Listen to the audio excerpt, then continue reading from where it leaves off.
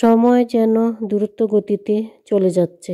রহমতের 10 দিন যেতে না যেতেই 14 রোজাও চলতেছে। আলহামদুলিল্লাহ, আল্লাহ সুস্থ সুন্দরভাবে এই পর্যন্ত রোজা রাখার তৌফিক দিচ্ছে। তো সবাই কেমন আছেন? আসসালামু আলাইকুম।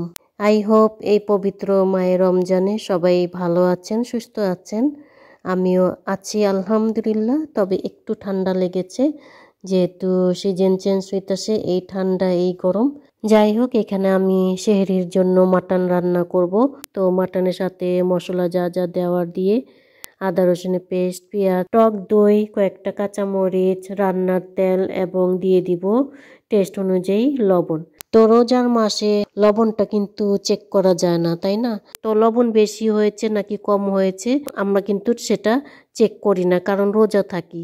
তো আলহামদুলিল্লাহ, যা কিছুই রান্না করি না কেন আলহামদুলিল্লাহ সব কিছু পারফেক্ট হয়।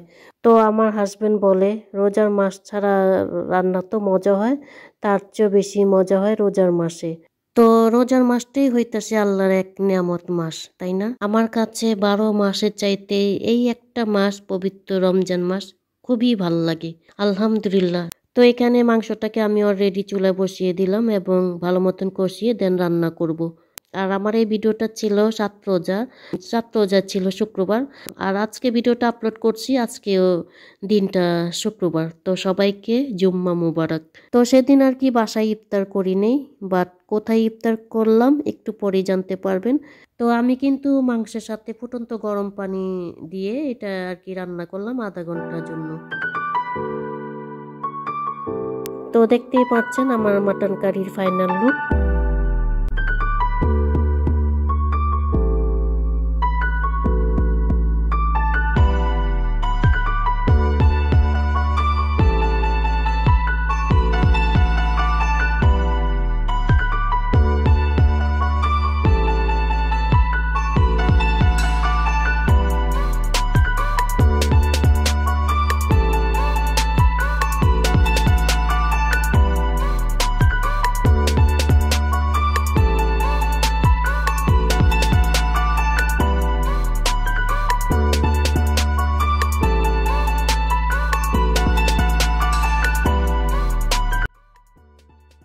তো ফাইনালি আমরা চলে আসলাম। আমরা বলতে আমি এবং সেই ভাবি, যে ভাবিকে প্রায় ভিডিওতে দেখাইছিলাম। তো দেখতেই পাচ্ছেন মাশাল্লাহ মাশাল্লাহ, অনেক সুন্দর একটা আল্লাহর ঘর। মসজিদে আসলাম, যার তুলনা হয় না। তো এটা আর কি তার কি মসজিদ।